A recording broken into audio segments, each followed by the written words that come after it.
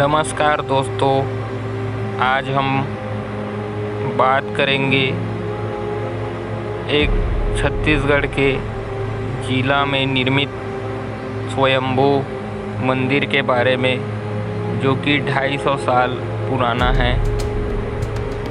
करीबन 250 साल पहले छत्तीसगढ़ के बेमेतरा जिला अंतर्गत ग्रामीण क्षेत्र में एक ब्राह्मण थे, पंडित श्री कुहूपनंद शर्मा जी, जिनका ससुराल नवागढ़ था।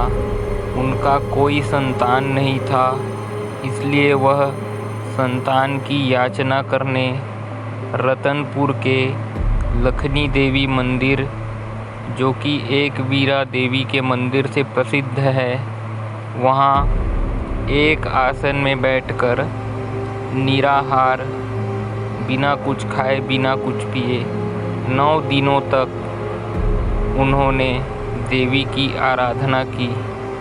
9वें दिन सिद्धिदात्री रात्रि के वक्त माँ लखनी देवी उनके कानों में आकर के कहने लगी कि मेरी छोटी बहन बेमेतरा जिला के नवागढ़ में अमुक स्थान में ज़मीन के नीचे मूर्ति दबी हुई है, ज़मीन की खुदाई करवाओ, मूर्ति की प्राण प्रतिष्ठा करवाओ, तो तुम्हारे घर में 5 संतानें होंगी, 2 बेटे होंगे और 3 कन्याएं होंगी, जिसमें सर्वप्रथम पुत्र का और फिर कन्याओं का वंश चलता रहेगा।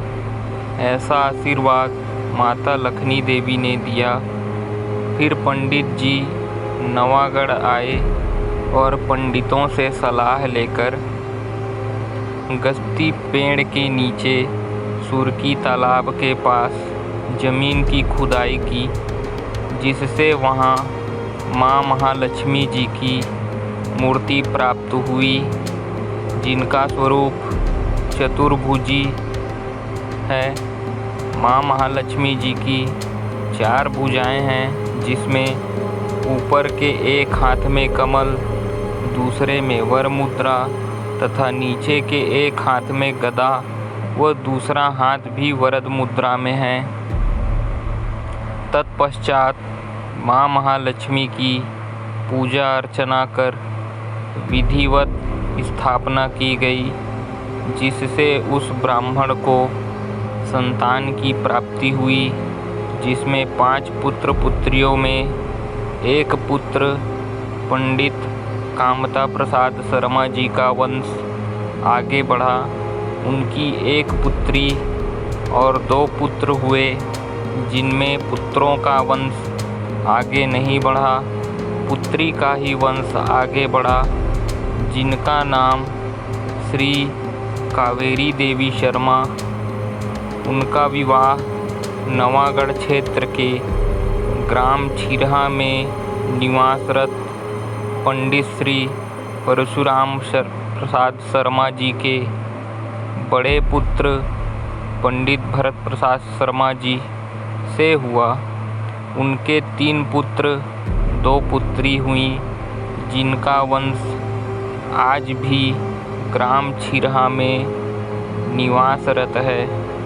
बड़े सौभाग्य की बात है कि 3 पुत्र और 2 पुत्रियों में से छठी पीढ़ी में 15-16 से 20 पुत्र पुत्रियां हुई, जिनमें से मैं सबसे छोटे पुत्र पंडित श्री विघ्नेश्वर शर्मा का बड़ा पुत्र हूँ। मेरा नाम दीपक शर्मा है। मंदिर का निर्माण कब हुआ, आइए जानते हैं। नवागढ़ में एक थानेदार थे। एक बार वो किसी केस में फंस गए, तो महालक्ष्मी जी के पास आकर अर्जी विनती किए कि यदि मैं केस जीतने पर आपका छाया बनवाऊंगा। केस में थानेदार की जीत हुई, जिससे उसने सन 1813 में लक्ष्मी जी का मंदिर बनवाया। तथा वहाँ पे एक प्राचीन कुआं है। जिस स्थान पर खुदाई से माँ महालक्ष्मी लखनी देवी जी की मूर्ति प्राप्त हुई, वहाँ गड्ढा हो जाने के कारण कुएं का रूप दे दिया गया। यह एक अद्वितीय कुआं है जिसका जल अभिमंत्रित किया हुआ है, जिसके लिए श्रद्धालु बड़े दूर दूर से जल लेने के लिए आते थे तथा कुएं का जल निकालकर पहले खेतों में रोग न आवे कहकर डालते थे। तो यह था नवागढ़ के प्राचीन 250 साल पुराने मंदिर का एक चमत्कारिक इतिहास, जो कि आज के समय में बहुत कम लोगों को जानकारी है। बस जानकारी प्राप्त कराने के लिए ही यह